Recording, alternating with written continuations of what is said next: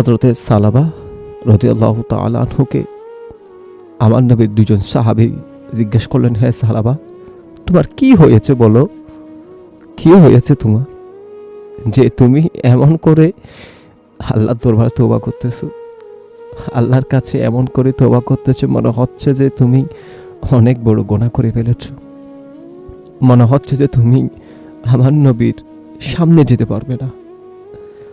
তখন আমার নবীর প্রিয় সাহাবী হযরতে সালাবা রাদিয়াল্লাহু তাআলা আনহু তিনি বলতেছেন, হে আমার প্রিয় নবীর সাহাবীরা, তোমরা কি জানো আমার সাথে কি এমন হয়েছে? হযরতে সালাবা রাদিয়াল্লাহু তাআলা আনহু তিনি ছিলেন আমার নবীর একেবারে খুব কাছের সাহাবী। তিনি আমার নবীর দরবারে নিযুক্ত ছিলেন সংবাদ বাহক হিসেবে। আমার নবীর দরবার থেকে তিনি সংবাদ অন্য কোথায় নিয়ে যেতেন, সেখান থেকে সংবাদ আমার নবীর কাছে নিয়ে আসতেন। তিনি এই কাজের মধ্যে নিযুক্ত ছিলেন আমার নবীর দরবারে। হযরতে সালাবা রাদিয়াল্লাহু তাআলা আনহু তিনি কেমন সাহাবী জানেন? তিনি একদিন একটি রাস্তা দিয়ে হেঁটে যাচ্ছিলেন, তখন সালাবার চোখের মধ্যে একটি দৃশ্য লাগলো। সেটা হলো একজন আনসারী সাহাবীর স্ত্রী গোসল করতেছেন। এই দৃশ্যটা হযরতে সালাবা রাদিয়াল্লাহু তাআলা আনহুর চোখের মধ্যে পড়ে এবং তিনি তৎক্ষণিক মুহূর্তের মধ্যে দৃষ্টি ফিরিয়ে নিলেন, যার বয়স বলতে গেলে একেবারে 16 বছর। হযরতে সালাবা রাদিয়াল্লাহু তাআলা আনহু তিনি সেখান থেকে দৌড়াইয়া একটি পাহাড়ের চূড়ায় চলে গেলেন। সেখানে গিয়ে তিনি কান্না করতে লাগলেন আল্লাহর দরবারে। হযরতে সালাবা রাদিয়াল্লাহু তাআলা আনহু তিনি বলছেন, আমি আমার নবীর একজন প্রিয় সাহাবী, আমার নবী আমাকে এত বেশি মহব্বত করে, আর আমি সালাবাও আমার নবীকে খুব বেশি মহব্বত করি, কিন্তু আজকে যে ঘটনাটা হয়েছে এটা যদি আমার নবী জানে, আমি সালাবাকে আমার নবী আগের মতো ভালোবাসবে না, আমার নবী আমার দিকে তাকাবে না, আমার নবী আমার থেকে দৃষ্টি ফিরিয়ে নেবে। আল্লাহ যদি এই কাজের প্রতি আমার উপর অসন্তুষ্টি হয়ে যায়, তাহলে তো আমার নবীর দরবারে কোরআনের আয়াত নাজিল হয়ে যাবে, আর আমি এতগুলি সাহাবীর সামনে কিভাবে দাঁড়াবো? এত বড় গুনাহ কেন করলাম? কিন্তু দর্শক যদি লক্ষ্য করেন, হযরতে সালাবা রাদিয়াল্লাহু তাআলা আনহু তিনি ইচ্ছাকৃতভাবে ওই আনসারী সাহাবীর স্ত্রীর দিকে তাকালেন না, তবে অনাকাঙ্ক্ষিতভাবে তিনার দৃষ্টি সেদিকে পড়ল। হযরতে সালাবা রাদিয়াল্লাহু তাআলা আনহু তিনি আল্লাহর কাছে এমন করে তওবা করতেছেন, মনে হচ্ছিল সালাবা ইচ্ছাকৃতভাবে গুনাহ করেছে। পাহাড়ের চূড়ায় বসে বসে আল্লাহর কাছে তওবা করতে লাগলেন, এমন করে তওবা করতে লাগলেন যার কান্নার আওয়াজে পশু পাখি পর্যন্ত খাওয়া দাওয়া বন্ধ করে দিয়েছে। অনেকদিন চলে যায়, ওই সালাবার দেখা পায় না আমার নবীজি। একজন প্রেমিক আর একজন প্রেমিককে ছাড়া কিভাবে থাকতে পারে? হযরতে সালাবা রাদিয়াল্লাহু তাআলা আনহু তিনি ওই পাহাড়ের চূড়ায় বসে বসে এমন করে কান্না করতেছেন, তওবা করতেছেন আল্লাহর দরবারে, আল্লাহ তুমি কি আমার নামে সূরা নাজিল করে দিয়েছো? আল্লাহ তুমি কি আমি সালাবার নামে কোরআনের আয়াত নাজিল করে দিয়েছো? আল্লাহ তুমি কি আমাকে মুনাফিকের লিস্টের মধ্যে আবদ্ধ করে নিয়েছো? আমি কি মুনাফিকের লিস্টের মধ্যে লিপিবদ্ধ হয়ে গিয়েছি? তিনি সেভাবে আল্লাহর কাছে কান্না করে করে তওবা করতেছেন আমার নবীর সাহাবা হযরত সালাবা রাদিয়াল্লাহু তাআলা।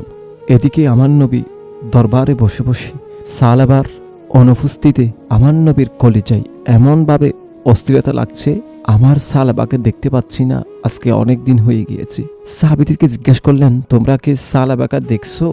সাহাবীর উত্তর দেয়, ইয়া রাসূলুল্লাহ, আপনার প্রিয় সাহাবী ঠকবকে যুবক সাহাবী হযরতে সালাবা রাদিয়াল্লাহু তাআলা আনহুকে আমরাও দেখতে পাচ্ছি না কয়েকদিন ধরে। তখন আমার নবী বলছেন, হে উমর ইবনুল খাত্তাব এবং হযরতে সালমান ফারসি রাদিয়াল্লাহু তাআলা আনহুকে ইঙ্গিত করে বললেন, তোমরা দুজন সাহাবীকে আমি নিযুক্ত করলাম, তোমরা যেখানে পাও সেখান থেকে আমার সালাবাকে তাড়াতাড়ি খুঁজে আমি নবীজির কাছে নিয়ে আসো, কারণ আমি আমার সালাবার অনুপস্থিতি আর দেখতে পাচ্ছি না, আর সহ্য করতে পারছি না। উমর ফারুক রাদিয়াল্লাহু তাআলা আনহু এবং হযরতে সালমান ফারসি তারা দুজন বের হয়ে গেলেন আমার নবীর সাহাবা হযরতে সালাবাকে খোঁজার জন্য। খুঁজতে খুঁজতে তারা এমন একটি জায়গার মধ্যে গিয়ে পৌঁছালেন কিন্তু দেখা গেল কিছু মানুষ মেষ ছড়াচ্ছে। আমার নবীর এই দুজন সাহাবী জিজ্ঞেস করা হলো, আপনারা কি আমার নবীর সাহাবা সালাবাকে চিনো? উত্তর দিলেন, না, আমরা তো সালাবাকে চিনি না। কে সে? তিনি কে? ওমর ইবনুল খাত্তাব এবং সালমান ফারসি রাদিয়াল্লাহু তাআলা আনহু বলছেন, তিনি আমার নবীর একজন খুব প্রিয় সাহাবী, একেবারে টকবকে যুবক। তোমরা কি তাকে কোনোদিন দেখছো কোনো জায়গায়? তখন তিনারা বলছেন, না, আমরা তো দেখতে পাই না। তিনারা বলছেন, তিনি দেখতে কেমন? ওমর ইবনুল খাত্তাব এবং সালমান ফারসি রাদিয়াল্লাহু তাআলা আনহু তারা দুজন বলতেছেন, তিনি দেখতে হ্যাংলা, একেবারে লম্বা, খুব সুন্দর চেহারার আকৃতির একজন সাহাবী, একেবারে টকবকে যুবক, বয়স বলতে গেলে 16 বছর। ওই মেষ সড়ক ওয়ালাদেরকে বললেন, তখন তিনারা বলছেন, আমরা তো চিনি না, তবে আপনাদেরকে একটি জায়গার সন্ধান দিচ্ছি, যে জায়গার মধ্যে মাগরিব হলে এমন বিকট কান্নার আওয়াজ আসে, যে কান্নার আওয়াজে আমাদের মেষগুলো, আমাদের ছাগলগুলো, এমনকি কোনো পশু পাখি ওই কান্নার আওয়াজে খাওয়া শুদ্ধ বন্ধ করে দেয়। সময়টা একেবারে সূর্যাস্ত হয়ে গিয়েছে, মাগরিবের কাছাকাছি হয়ে গিয়েছে, অন্ধকার নেমে এসেছে। ওই পাহাড়ের চূড়ায় থেকে এমন তাওবার কান্নার আওয়াজ আসতেছে, সাহাবীদের বুঝতে কষ্ট হলো না তিনি আর কেউ না, আমার নবীর প্রিয় সাহাবী হযরতে সালাবা রাদিয়াল্লাহু তাআলা আনহু। বর্ণনা করা হয়েছে, তিনি আল্লাহর কাছে সিজদায় পড়ে বলছেন, আল্লাহ, আমি কি মুনাফিকের কাতারে উঠে গিয়েছি মনে হয়, আমার নামে সূরা নাজিল হয়েছে মনে হয়। তিনি আল্লাহর কাছে এমন করে তওবা করতেছেন। আমার নবীর সাহাবী হযরতে সালাবা রাদিয়াল্লাহু তাআলা আনহু। প্রিয় দর্শক, আমি আপনাদের কাছে একটি প্রশ্ন রাখলাম। অনাকাঙ্ক্ষিত মুহূর্তে একটি গুনাহ হয়ে যাওয়ার কারণে মুফাসসিরগণ বলেছেন, এক প্রকার বলতে গেলে এটা গুনাহ না। প্রিয় দর্শক, এবার চিন্তা করা যায়, আমাদের প্রতিনিয়ত, প্রতিদিন, প্রতি ঘন্টা আমাদের এমন এমন গুনাহ হয়ে যাচ্ছে। কই, আমাদের তো কোনোদিন এমন অস্থিরতা আসেনি যা আমাদেরকে তওবার দরজার পর্যন্ত নিয়ে যাবে। আমরা কত শত গুনাহ করে ফেলতেছি, তারপরেও আমরা নাফরমানের মতো আল্লাহর নাফরমানি করতেছি। তারপরেও আল্লাহ আমাদের নিঃশ্বাস চালু রেখেছেন, তারপরেও আল্লাহ আমাদেরকে খাওয়াচ্ছেন, তারপরেও আল্লাহ আমাদেরকে রিজিক দিচ্ছেন, তারপরেও তিনি তিনার রহমতের চাদর তলে আমাদের মতো নাফরমান বান্দাদেরকে আবৃত রেখেছেন। আমাদের ঈমান, আমাদের অন্তর, আমাদের কলব যদি ওই সালাবার মতো যদি হতো, তাহলে আজকে আমাদের জীবনটা কতই না সুন্দর হতো।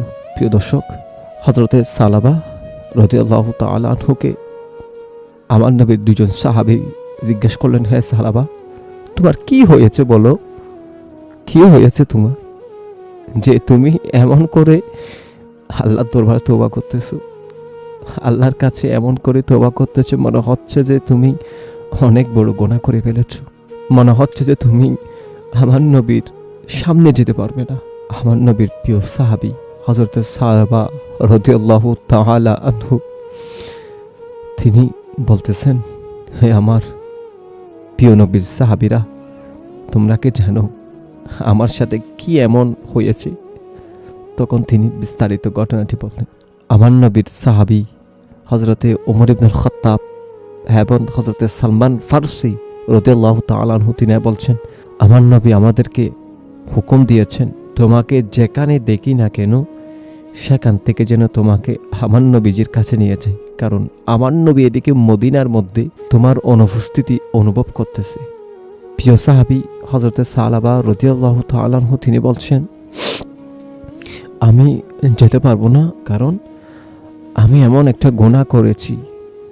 আমি সালাবার চেহারা কিভাবে আমার নবীকে দেখাবো, কিভাবে আমি আমার নবীজির সামনে দাঁড়াবো, কিভাবে আমি এই মুখ দিয়ে আমার নবীজির সঙ্গে কথা বলবো। আমার নবীর প্রিয় দুইজন সাহাবী ইনারা বলছেন, যেহেতু আমার নবীজি হুকুম দিয়েছেন তোমাকে নিয়ে যাওয়ার জন্য, এটা আমাদের কর্তব্য, হে সালাবা তুমি আমাদের সাথে চলো। এক পর্যায়ে তারা তিনজন সাহাবী আমার নবীজির কাছে চলে আসলেন। আমার নবী প্রিয় সাহাবী সালাবাকে দেখে এমন মায়ার নজরে তাকিয়ে রইলেন, সালাবা দৌড়াইয়ে গিয়ে আমার নবীজির কদমের মধ্যে পড়ে গেলেন। ইয়া রসুল আল্লাহ, ইয়া হাবিব আল্লাহ, আমার নামে কি আল্লাহ তাআলার পক্ষ থেকে মোনাফিকের আয়াত নাজিল হয়েছে? আমার নামে আল্লাহ কোরআনের আয়াত নাজিল করেছে। আমি এত বড় গুনাহ করেছি, আল্লাহ আমার প্রতি অসন্তুষ্ট হয়েছে ইয়া রসুল আল্লাহ। আমার নবীজি উত্তর দিতে লাগলেন, হে আমার প্রিয় সাহাবী সালাবা, আমার আল্লাহ তোমার নামে কোনো আয়াত নাজিল করেনি, বরঞ্চ আল্লাহ তোমার প্রতি সন্তুষ্ট হয়েছে। আল্লাহ তোমার আমল নামার মধ্যে কোনো গুনাহ লিপিবদ্ধ করেনি, কোনো গুনাহ তোমার হয়নি হে আমার সাহাবী। তিনি এ কথা শুনে হযরতে সালাবা রাদিয়াল্লাহু তাআলা আনহু আমার নবীর কোলের মধ্যে মাথা রাখলেন, এমন করে কান্না করতেছেন। এক পর্যায়ে গিয়ে সেই কান্নায় তিনি মৃত্যুশয্যায় চলে গেলেন। আমার নবী মালাকুল মউতকে দেখে সাহাবীকে বললেন, হে আমার প্রিয় সাহাবী সালাবা, তুমি কান্না বন্ধ করো, কারণ তোমার সময় হয়ে এসেছে। তুমি এমন প্রিয় হয়ে উঠেছ আল্লাহর কাছে, আল্লাহ তোমার সঙ্গে দেখা করতে চায়। হে আমার প্রিয় সাহাবী সালাবা, তুমি আমি নবীর জবান মোবারকের সাথে সাথে কালিমায়ে শাহাদাত পাঠ করো। আমার নবী কালিমায়ে শাহাদাত পাঠ করলেন। সালাবাও আমার নবীর জবান মোবারকের সাথে সাথে তিনিও পাঠ করলেন। এমনকি তিনি কালিমা পড়তে পড়তে আমার নবীর নূরানি কুল মোবারকে তিনি দুনিয়া সফর শেষ করে আল্লাহর দরবারে চলে গিয়েছেন। সুবহানাল্লাহ, সুবহানাল্লাহ।